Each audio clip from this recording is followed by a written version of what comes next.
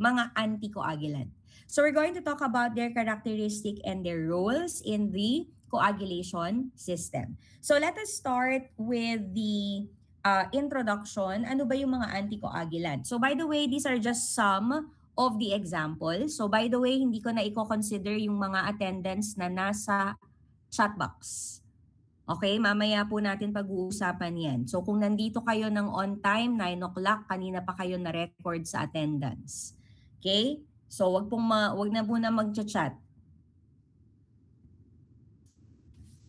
Supposedly nandito kayo ng 9 o'clock. Okay. And yung mga tinawag kanina na hindi tama, yung mga responses, naka-absent kayo, ha? Okay. Now, for the anticoagulants, okay, so these are inhibitors. So these are just some of the example. We will talk about 7 later. So for the anticoagulants, they are regulating the serine proteases. So pag sinabi nating mga serine proteases, ito yung mga activated forms ng coagulation proteins. So bakit regulate? Kasi po ini-inhibit nila. Okay? And also, not only serine protease but also some cofactors are inhibited in the coagulation system. So pag sinabi nating mga cofactor ng coagulation system, ito yung nag-e-enhance sa activity ng mga serine protease. So hindi lang tina-target ang serine protease, targeted din pati yung mga cofactors. Okay? So they provide feedback mechanism. That feedback mechanism includes the inhibitory actions. So that will provide balance between the thrombosis and the coagulation. Kung naalala ninyo sa basic concepts, diniscuss po natin, we've discussed that there should be a balance between thrombosis, okay, and bleeding. So between hyper and hypocoagulable. So ang isa sa nagme-maintain ng balance na yon ay yung mga anticoagulants natin. Okay? So what are their action? They are slowing the activation of the procoagulant and also suppressing the production of thrombin. So, by the way, these inhibitors makes the process localized. Ano ibig sabihin ng localized? Hindi po kakalat sa ibang area. For example, if the injury occurs in the blood vessel of the legs, dito lang po mangyayari ang coagulation, hindi sa blood vessel ng iba't ibang parts ng katawan natin. Okay? Kasi if that will happen and it is a systemic response, imagine you will form clot everywhere. No? So hindi po pwedeng mangyari yon. So the inhibitors will make sure that the process is localized in the site of the injury. So let's start with these anticoagulants. So as I've mentioned, we have a lot of them, but we will only be talking 7 anticoagulants. Okay? And that will, as you can see here, may iba't ibang mga functions sila. Anong ibig sabihin ng serpin? Serine protease inhibitors.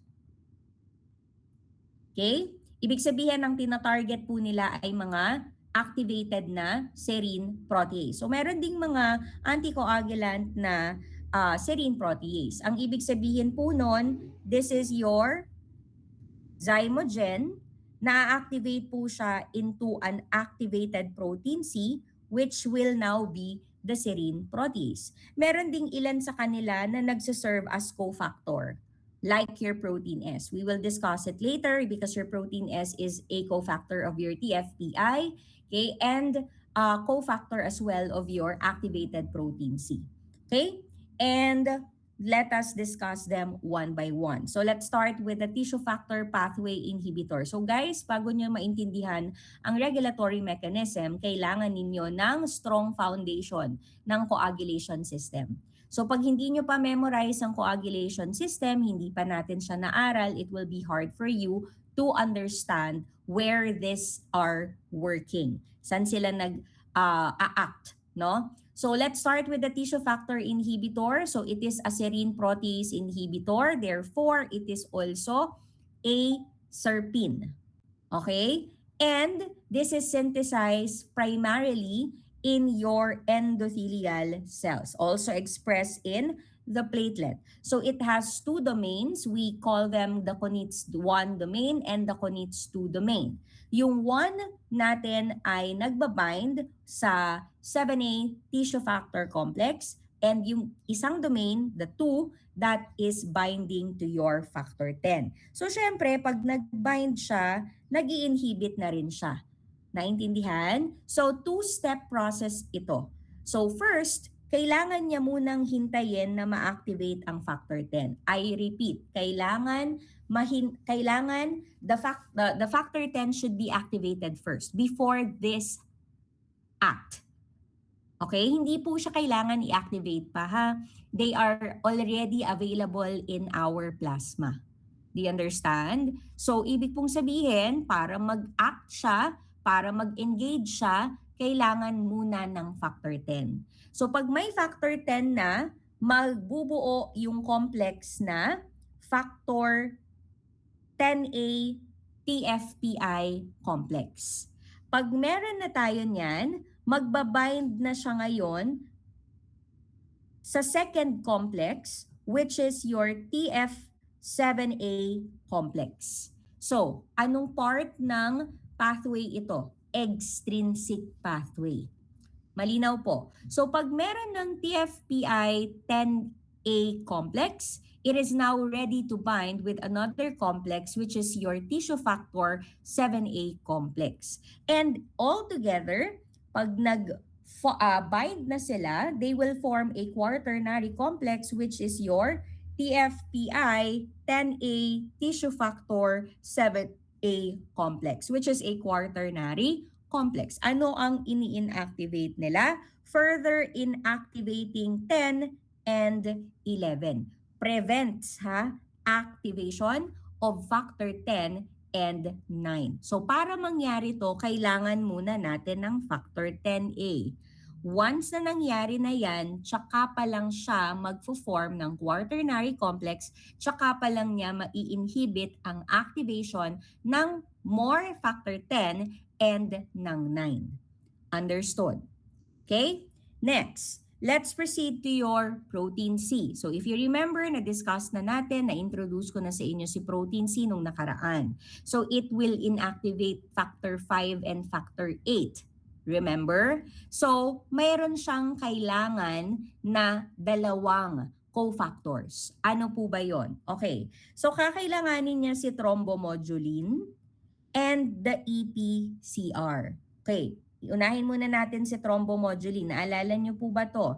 Si thrombomodulin is a cofactor of thrombin, right? So, definitely, ginagawa niyang anticoagulant si thrombin, right? So, the thrombomodulin, so as you can see in this diagram, nasa endothelial cell membrane siya, together with the EPCR. EPCR is also known as the endothelial cell protein C receptor, which is also a transmembrane protein in your endothelial cell.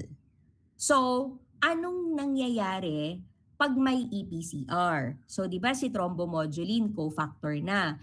Ito rin, this also serves as a cofactor. How? Because it will enhance the activity of this complex at least 5 times sa pag-activate ng protein C into your activated protein C.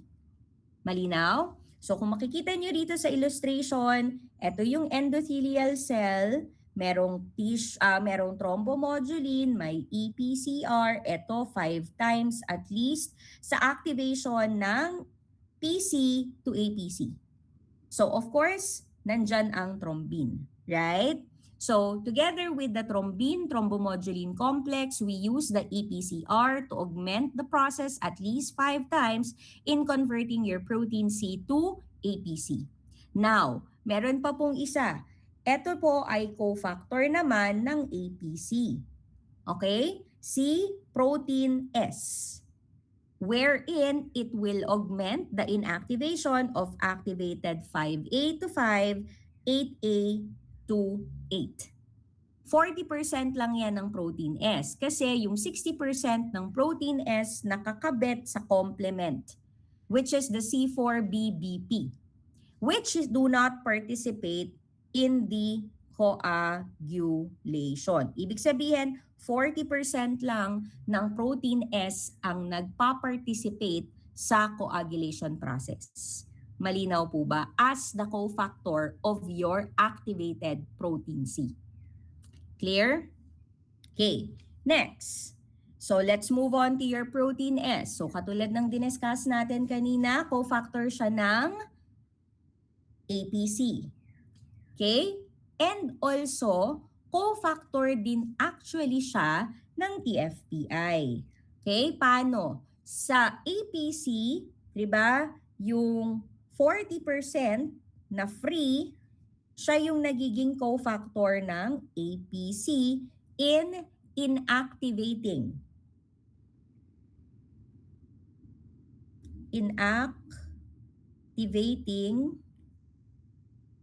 5A to 5, 8A to 8I. Inactivated yan, ibig sabihin. Malinaw? So, also, cofactor din siya ng TFPI kasi ini-enhance niya yung inhibition ng factor 10. Okay? Ng 10 times. 'Di ba ang target ng TFPI si factor 10 at saka si factor 9. Remember? Yung target ng extrinsic kinase. Okay? So, si protein S, nagiging cofactor din siya ng TFPI. Okay? Tapos, if you remember, ang protein S, katulad ng TFPI, hindi na siya kailangan i-activate. Kaya siya non-proteolytic. Okay? Hinihintay niya lang na magkaroon ng APC. Parang si TFPI, hinihintay niya lang magka-factor 10A. Clear? So like what I've mentioned earlier, yung 60% nakabind sa complement, specifically sa C4b binding protein, hindi nagpa-participate sa coagulation pathway. Clear? Only 40%. Next, let's proceed to your antithrombin. So the antithrombin, guys, ito po yung pinakaunang anticoagulant na na-identify natin. Ito rin yung pinakaunang anticoagulant na assay natin routinely in clinical hemostasis laboratory. Okay? So antithrombin is also a serine protease because it inhibits serine proteases. Katulad ng factor 2A, 9A, 10A, 11, 12, prekallikrein, and plasmin. So ang cofactor niya ay si heparin. Kailangan niya si heparin. Bakit? Kasi na-amplify, na-augment yung process ng 2,000 times. Saan natin makikita? Sa mast cell granules endothelium.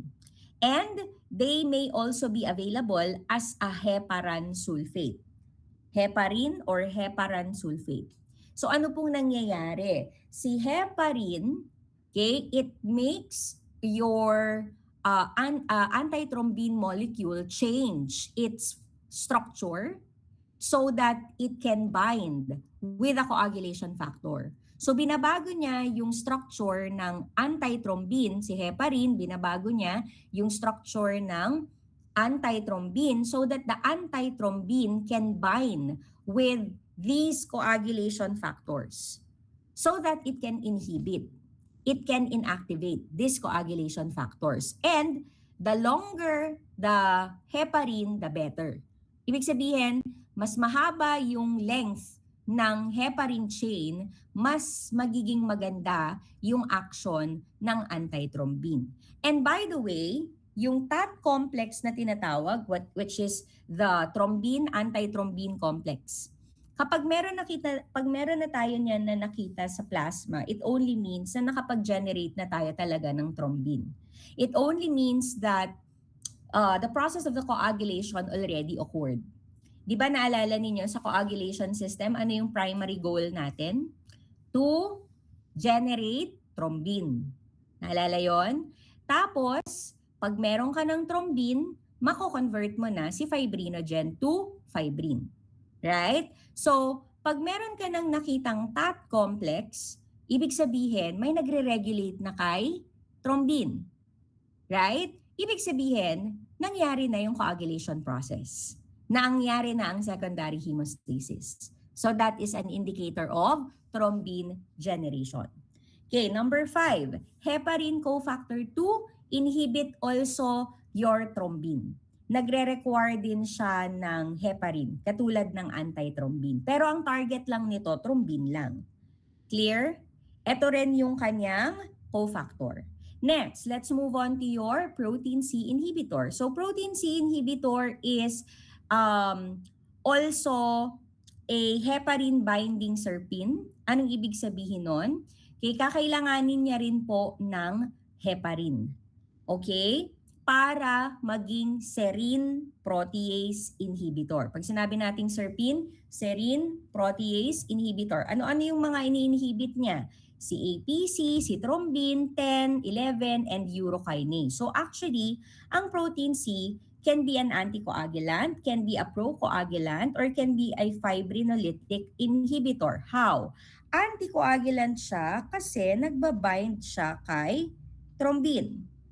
Right? Next, procoagulant siya kasi ini-inhibit niya yung thrombin thrombomodulin complex para mag-activate kay PC to APC. So ano ba ang APC? Di ba si APC, ito ay anticoagulant. Bakit siya naging anticoagulant? Kasi ini-inhibit niya factor 5 at factor 8. Correct?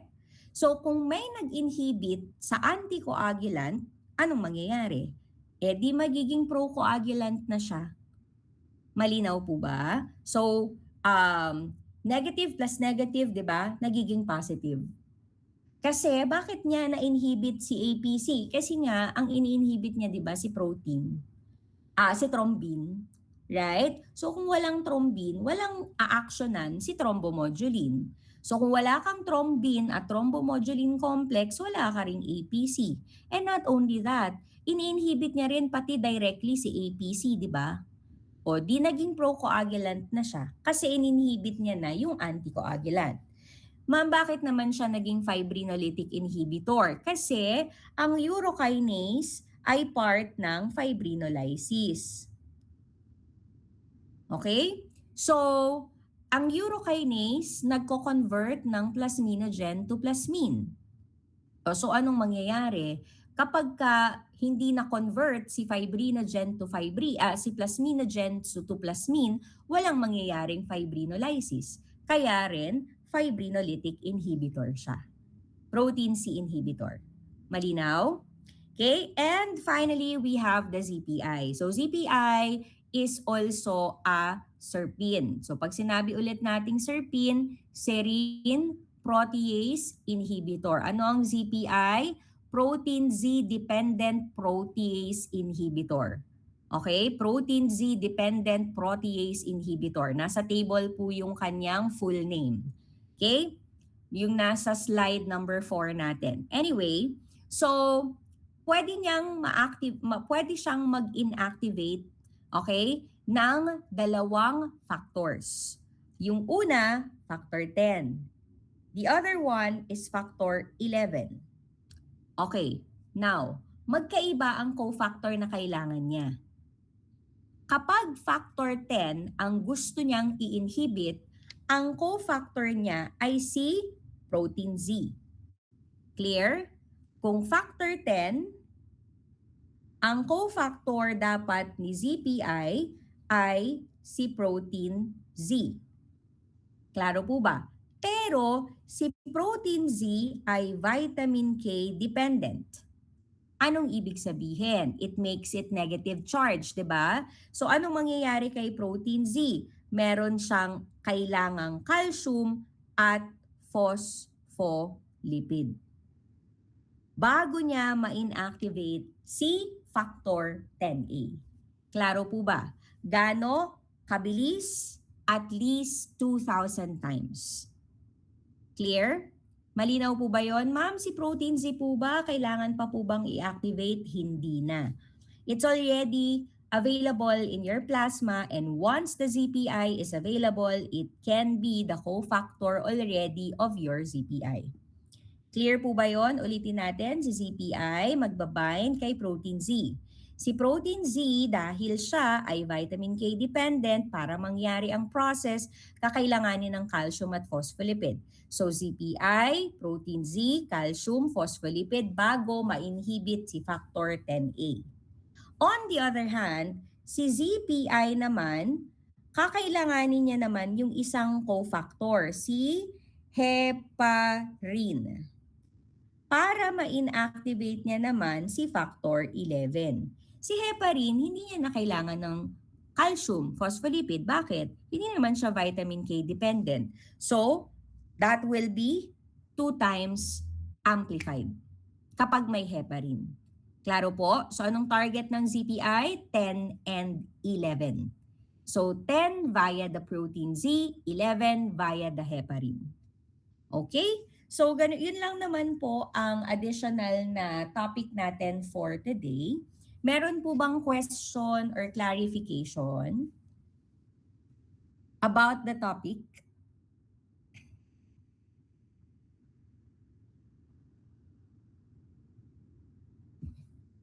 Sigurado po? Okay, sige. So, kung wala na pong tanong, we're done with our discussion for the prelim. So, just a reminder for everybody, ngayong week 5, ang coverage po ng quiz ninyo would be the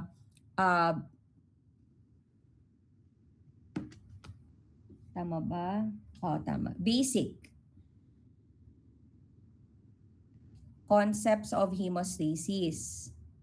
Tapos, sa prelim exam, kasabay ng prelim exam, ang quiz naman ninyo will be about the secondary hemostasis plus yung regulatory mechanism, yung diniscuss po natin today. Clear? So, mag-prepare po for the quiz ngayon, week 5, sa on-site ninyo. Tapos, mayroon pa pong quiz sa prelim exam, yung secondary hemostasis at saka yung regulatory mechanism. Mag-aral pong mabuti, okay? So, yung mga topics natin ngayong prelim is much, sabihin natin, mas madali siya compared sa mga magiging topics natin sa mga susunod na terms. So, konti lang siya compared to HEMA 1, right? Kailangan lang nating maintindihan yung proseso. Okay? So, anyway, may tanong po ba? Clarification or question? Yes. Ma'am, bukas po kasi, supposedly po, bukas po yung face-to-face namin sa Himalek. So, paano po yun, ma'am? Kasi Oo holiday nga, po no? bukas. Holiday tomorrow. Yes. Maybe, isasabay na siya sa prelim exam ninyo. Or, I will ask Sir Win about it, kung ano yung plan niya. Kasi naibigay ko naman na lahat ng quizzes sa kanya. So, probably ang mangyayari niyan, sige, pag-usapan namin. Tapos, inform ko na lang ulit kayo. Buti na banggit nyo. Okay po. Sige. Thank you po, ma'am. Message ko na lang siya. Any other question?